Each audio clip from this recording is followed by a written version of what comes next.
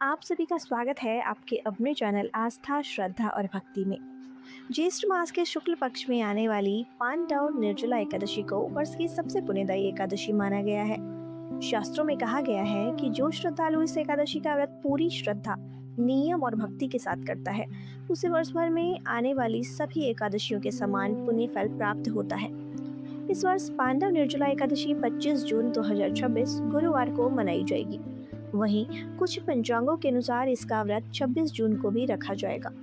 लेकिन क्या केवल बिना पानी पिए रहना ही निर्जला एकादशी है? क्या व्रत रखने का सही तरीका आपको पता है? दसवीं से क्या तैयारी करनी चाहिए? किन लोगों को निर्जल व्रत बिल्कुल नहीं रखना चाहिए और इस व्रत का पूरा फल प्राप्त करने के लिए पूरे दिन क्या करना चाहिए?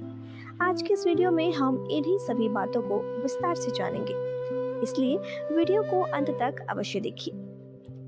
शास्त्रों के अनुसार किसी भी एकादशी व्रत की शुरुआत एक दिन पहले यानी दशमी तिथि से ही मानी जाती है।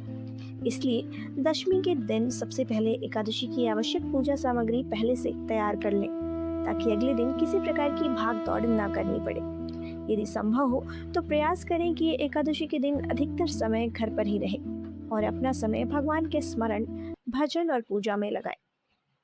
दशमी की रात भारी, तामसिक या देर से भोजन बिल्कुल न करें। सबसे उत्तम माना जाता है कि आप शाम 6 से 7 बजे के बीच सात्विक भोजन कर लें। रात में भोजन करने के बाद अधिक देर तक मोबाइल, टीवी या सोशल मीडिया का उपयोग करने से बचें, क्योंकि अक्सर हम सोचते हैं कि केवल 5 मिनट मोबाइल देखेंगे, लेकिन देखते देखते रात के 11 या 12 बज जाते हैं। फिर अगले दिन ब्रह्म मुहूर्त में उठना कठिन हो जाता है। इसलिए समय पर विश्राम करें, ताकि अगले दिन शरीर और मन दोनों प्रसन्न रहे। सोने से पहले भगवान श्री हरि के चरणों में हाथ जोड़कर प्रार्थना करें, हे प्रभु, आपकी कृपा से ही मैं इस पवित्र निर्जला एकादशी का व्रत करने जा रही हूँ। कृपया मुझे इतनी शक्ति, संयम और भक्ति प्रदान करें कि मैं इस व्रत का पालन पूरी श्रद्धा और निष्ठा के साथ कर सकूं। यदि मुझसे कोई भूल हो जाए तो मुझे क्षमा कीजिएगा। इतनी प्रार्थना करके मन को शांत करें और शीघ्र सो जाएं। अगले दिन ब्रह्म मुहूर्त में उठना अत्यंत शुभ माना जाता है। यदि आपको अपने क्षेत्र का ब्रह्म मुहूर्त ज्ञात नहीं है तो लगभग सुबह 3, साढ़े 3 या 4 बजे के बीच उठने का प्रयास करें। नींद से उठते ही सबसे पहले भगवान का स्मरण करें और मन ही मन उनका धन्यवाद करें कि उन्होंने आपको एक पवित्र दिन प्रदान किया। इसके बाद स्नान, दांत साफ करना और अन्य आवश्यक कार्य पूरे करें। ध्यान रखें कि यदि आप पूर्ण निर्जल व्रत करने वाले हैं तो ब्रह्म मुहूर्त समाप्त होने के पहले आवश्यकता अनुसार जल ग्रहण कर सकते हैं। इसके बाद पूरे दिन निर्जल रहने का संकल्प लें। स्नान के बाद स्वच्छ वस्त्र धारण करें। यदि संभव हो तो पीले, सफ़ेद या हल्के रंग के वस्त्र पहनें। अब अपने घर के मंदिर या पूजा स्थान को अच्छी तरह से साफ करें। भगवान श्री विष्णु, श्री कृष्ण और माता लक्ष्मी का ध्यान करें। यदि घर में लड्डू गोपाल या भगवान का विग्रह है तो प्रेम पूर्वक उनके दर्शन करें। इसके बाद दीपक जलाएं और भगवान का स्मरण करते हुए व्रत का संकल्प लें। एक पात्र में गंगा जल लें। यदि गंगा जल उपलब्ध न हो तो सामान्य जल भी लिया जा सकता है। अब मन ही मन गंगा, यमुना, गोदावरी, सरस्वती, नर्मदा, सिंधु और कावेरी जैसी पवित्र नदियों का स्मरण करें। इसके बाद हाथ में जल लेकर भगवान श्री हरि के सामने संकल्प करें, हे भगवान श्री विष्णु, मैं आज पांडव निर्जला एकादशी का व्रत पूरी श्रद्धा और आपकी कृपा से करने का संकल्प लेता हूँ। कृपया मुझे पूरे दिन संयम, धैर्य और भक्ति प्रदान करें और मेरे इस व्रत को स्वीकार करें। संकल्प के बाद भगवान को प्रणाम करें और अपने दिन की शुरुआत उनकी पूजा और आराधना से करें। अब आगे हम जानेंगे भगवान की पूजा कैसे करें। तुलसी माता की पूजा का सही तरीका क्या है? निर्जला एकादशी में जप कितना करना चाहिए और पूरे दिन क्या करें जिससे इस व्रत का पूर्ण फल प्राप्त हो। अब बात करते हैं भगवान की पूजा और आराधना की। निर्जला एकादशी के दिन यदि संभव हो तो प्रातःकाल भगवान श्री विष्णु, श्री कृष्ण या अपने आराध्य देव के दर्शन अवश्य करें। यदि घर में मंदिर है तो वहीं पूजा करें, और यदि आपके आसपास कोई मंदिर है जहां प्रातःकाल आरती होती है तो वहां जाकर भगवान के दर्शन करना भी अत्यंत शुभ माना जाता है।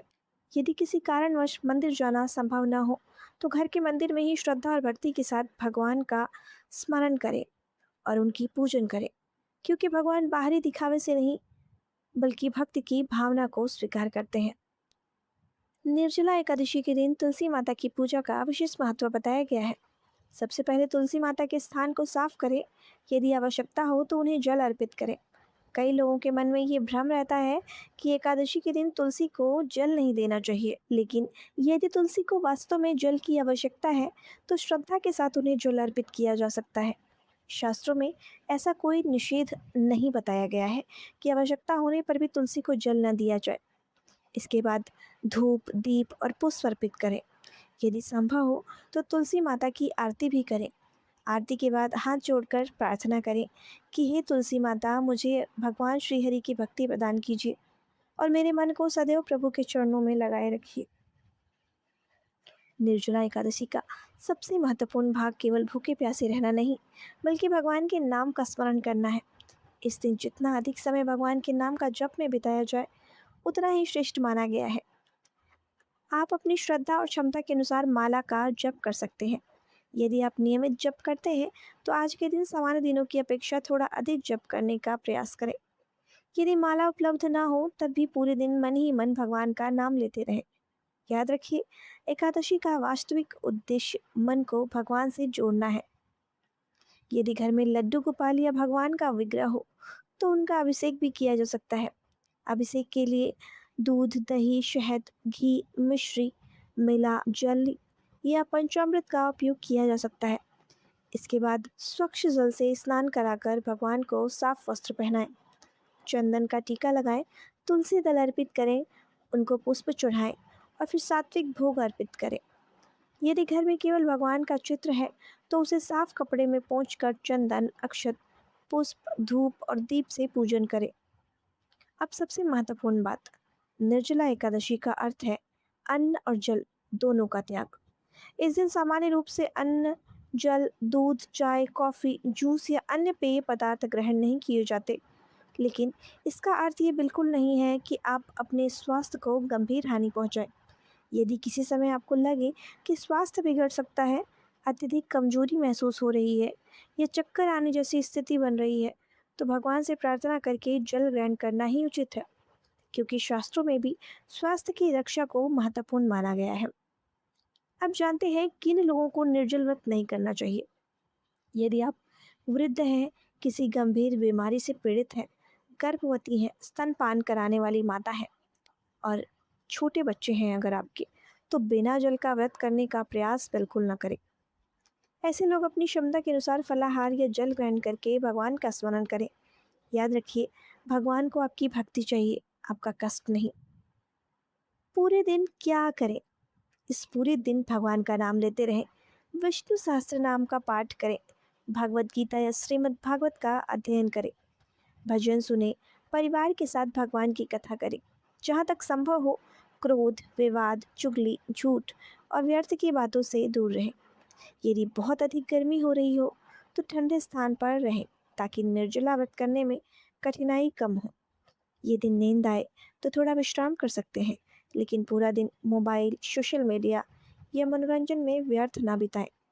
इस पावन दिन का अधिक से अधिक समय भगवान की भक्ति में लगाएं। अब बात करते हैं संध्या काल और रात्रि के नियमों की। संध्या के समय भगवान श्री हरि के समक्ष घी का दीपक जरूर जलाएं, धूप अर्पित करें, आरती करें और यदि संभव हो तो पूरे परिवार के साथ बैठकर भगवान विष्णु या श्री कृष्ण के भजन, कीर्तन और नाम स्मरण करें। यदि आपके घर में करताल, मंजीरा या अन्य वाद्य यंत्र हैं तो उनके साथ भजन कीर्तन करना और भी शुभ माना जाता है। लेकिन यदि ऐसा संभव ना हो तो केवल श्रद्धा और प्रेम से भगवान का नाम लेना भी उतना ही फलदायी माना गया है। भगवान को सायंकाल का सात्विक भोग अर्पित करें और कुछ समय प्रभु के चरणों में बैठकर उनका ध्यान करें। शास्त्रों में एकादशी की रात्रि में जागरण का विशेष महत्व बताया गया है।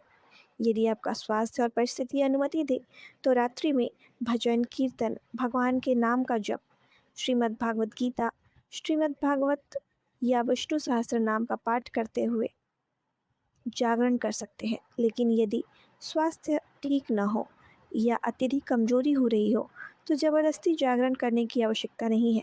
ऐसी स्थिति में भगवान का स्मरण करते हुए विश्राम करना ही सबसे उचित है। ध्यान रखें, जागरण का उद्देश्य केवल रात भर जागते रहना नहीं, बल्कि भगवान के स्मरण में समय बिताना है। यदि आपने 25 जून 2024 गुरुवार को निर्जला एकादशी का व्रत रखा है, तो उसका पारण 26 जून 2026 शुक्रवार को किया जाएगा। पारण का समय प्रातः 5:25 से 10:04 तक रहेगा। वहीं यदि आपने 26 जून 2026 को व्रत रखा है, तो उसका पारण 27 जून 2026 शनिवार को करें। उस दिन पारण का समय प्रातः 5:25 से 10:08 तक रहेगा। पारण से पहले यदि संभव हो तो अपनी श्रद्धा और सामर्थ्य के अनुसार दान अवश्य करें। आप जल से भरा घड़ा, छाता, वस्त्र, फल या अन्य आवश्यक वस्तुओं का दान कर सकते हैं। यदि किसी प्यासे व्यक्ति को जल पिलाने का अवसर मिले, तो ये भी अत्यंत पुण्यदायक माना जाता है। पारण करने से पहले भगवान श्रीहरि के सामने हाथ जोड़कर प्रार्थना करें। हे प्रभु, आपकी कृपा से मैंने अपनी सामर्थ्य के अनुसार इस पवित्र निर्जला एकादशी व्रत का पालन करने का प्रयास किया। यदि मुझसे जाने अनजाने में कोई भूल, त्रुटि या नियमों का उल्लंघन हुआ हो, तो कृपया मुझे क्षमा करें और अपनी कृपा सदैव मेरे ऊपर बनाए रखें। इसके बाद सबसे पहले थोड़ा सा जल ग्रहण करें। यदि आपने पूर्ण निर्जल व्रत किया है, तो एकदम से भारी भोजन न करें। पहले नींबू पानी, नारियल पानी या गुड़ मिला जल लेकर शरीर को सामान्य होने दें। उसके बाद हल्का सात्विक भोजन ग्रहण करें। इससे शरीर पर अचानक अधिक भार नहीं पड़ता और स्वास्थ्य भी ठीक रहता है। ध्यान रखें, निर्जला एकादशी का सबसे बड़ा उद्देश्य केवल भूखे प्यासे रहना ही नहीं, इस व्रत का वास्तविक अर्थ है अपने मन, वचन और कर्म को भगवान श्री हरि की भक्ति में समर्पित कर देना। यदि पूरे दिन मन संसार में भटकता रहे और केवल शरीर भूखा रहे, तो व्रत का वास्तविक उद्देश्य पूरा नहीं होता। इसलिए जितना संभव हो भगवान का स्मरण करें, भजन करें, जप करें और मन को सकारात्मक रखें। और यदि किसी कारणवश आपका स्वास्थ्य पूर्ण निर्जल व्रत की अनुमति नहीं देता, तो अपनी क्षमता के अनुसार व्रत रखें, क्योंकि भगवान भावना के भूखे हैं, शरीर को कष्ट देने के नहीं। यदि आपको यह जानकारी उपयोगी लगी हो तो वीडियो को लाइक ज़रूर करें और इसे अपने परिवार, मित्रों और सभी श्रद्धालुओं तक अवश्य पहुँचाएं, ताकि अधिक से अधिक लोग इस पावन एकादशी का व्रत सही विधि से कर सके। सनातन धर्म, व्रत, त्योहार और धार्मिक परंपराओं से जुड़ी प्रामाणिक और सरल जानकारी के लिए अपने चैनल आस्था, श्रद्धा और भक्ति को सब्सक्राइब करना ना भूलें। आप सभी पर भगवान श्री हरि और माता लक्ष्मी की कृपा सदैव बनी रहे। मिलते हैं अगली वीडियो में।